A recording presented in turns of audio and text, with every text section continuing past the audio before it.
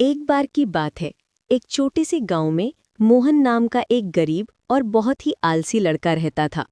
वो दिन भर खाता और आराम करता रहता था, जबकि उसके मेहनती माता पिता गरीबी में काम करते थे। एक दिन मोहन अपनी आलस की वजह से जंगल के रास्ते जा रहा था और थक कर एक पेड़ के नीचे सो गया। जब वो उठा तो उसे एक पुराना धूल भरा संदूक यानी बक्सा दिखाई दिया।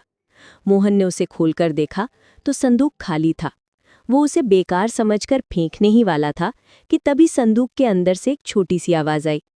मुझे फेंकना मत, मैं एक जादुई संदूक हूँ। मोहन हैरान हो गया। संदूक ने कहा, जो भी चीज तुम चाहोगे बस मुझे बोलकर 3 बार थपथपा देना। मोहन को भूख लगी थी। उसने संदूक को 3 बार थपथपाया और कहा, मुझे ढेर सारा स्वादिष्ट खाना चाहिए। अगले ही पल संदूक में से तरह तरह के गर्मागर्म पकवान बाहर निकल आए। मोहन की खुशी का ठिकाना न रहा। उसने भरपेट खाना खाया और संदूक को लेकर घर आ गया। जादुई संदूक की मदद से मोहन और उसके माता पिता जल्द ही अमीर बन गए। मोहन ने संदूक का इस्तेमाल करके एक बड़ा घर, कपड़े और ढेर सारा धन हासिल कर लिया।